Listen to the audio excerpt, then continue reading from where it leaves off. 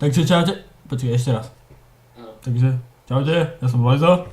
Vítam vás u Lojzo Live part 2. Takže a mám tu môjho hostia, Huga. No, ja zdravím takisto. A ja zdravím mojich fanúšikov, mojich verných fanúšikov, ktorí ma podporujú od... Teraz je koľko? 22.03, počkej, ukazujem čas.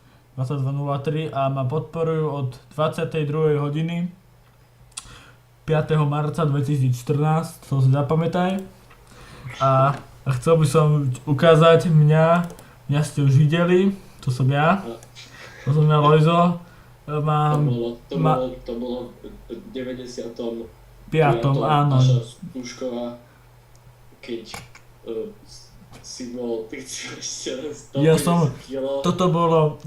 Toto bola fotka aj z maturitného ročníka, my sme sa tam všetci fotili, ale ja som si povedal, že ja chcem byť sám, tak som sa odrezal. Normálne, sekol som sa, odrezal som si to. A to som ja. Áno. Takže... A to si mal vtedy ešte len tých 150 kg. No áno. To si teraz celkom dosť chudol. Veľmi som schudol. 149. Mám už, áno, 146 mám, áno.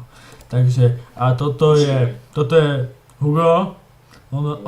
Hugo rád hrá na harmoniky, jak môžete vidieť. Toto bolo ešte v triezvom stave. Áno, presne tak. Toto bol cirkusový ples zámočníkových vozíčkarov. Vidíte, že Hugo vidíte, že ešte Hugo nemá proste vozíček, ale viete, on sa takto obrátil a padol a už bol na vozíčku. Takže...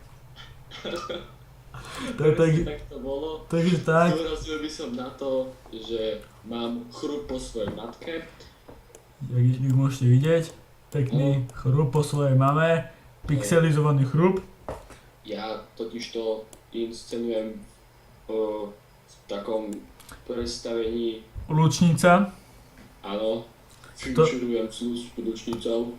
A aby ste neverili, bol to aj Pitbull. Pitbull Lučnica. Môj pes Pitbull tam bol. A jeho pes Pitbull sa volá Hugo. Tu ho máte. Jeho psa Huga. To nie je Pitbull, ale áno. To sme boli na prechádzke medzi dvomi mestami. Tuto vidíte, že mestská časť Bratislava Rača a tuto máte mestská časť Dubravka, Nové Mesto a toto je jeho pes. Pôvodom Aziat, lebo je taký žltý. No, žltý. Tu vidíte, že je dosť nasratý.